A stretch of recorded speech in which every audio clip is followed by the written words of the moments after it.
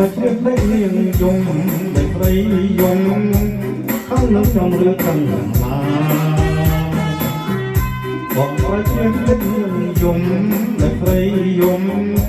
ខាងនឹងtrongរឿងខាងណាឬសបាយពួកយើងបានយកគ្នាឬយ៉ាងណាទុំជីវ៉ាប្រដៃឬអបបងជាចំរៀងឬមួយនាងប្រណប់រៀនណារៀបត្រីឬអបបងជាចំរៀងឬមួយនាងប្រណប់រៀនណារៀបត្រីឬប្រណប់បត់ចំរៀងមានន័យឬមួយត្រីនឹងថាឲ្យបងគួរទុកយំទៅពួកអើយបងច្រៀងបងច្រៀងបងពេលនាងខ្ញុំចាស់ចន្ទាជុំជុំទៅអើយបងច្រៀងបងច្រៀងបងពេលនាងខ្ញុំចាស់ចន្ទាមកបងលូកប្រាអត់ដឹងថាគុំសំថាបានប្រាបងបង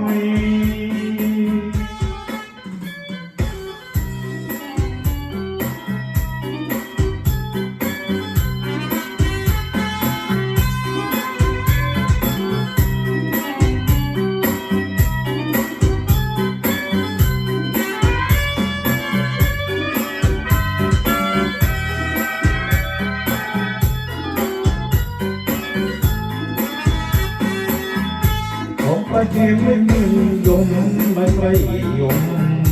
ខាងនឹងtrongរឿងខាងណាបងប្រជិតលេខនាងយំលេខព្រៃយំខាងនឹងtrongរឿងខាងណាឬសបាយពួកយើងបានយកគ្នាឬយ៉ាងណាទុំជីវ៉ាប្រដៃ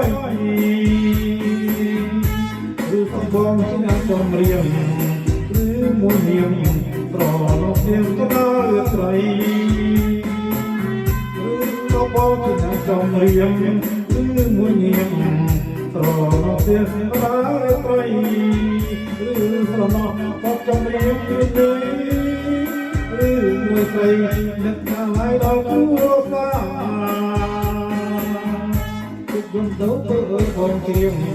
បងច្រៀងពេលនាងខ្ញុំចាំចន្ទាជុំជុំទៅអើយបងច្រៀងបងច្រៀង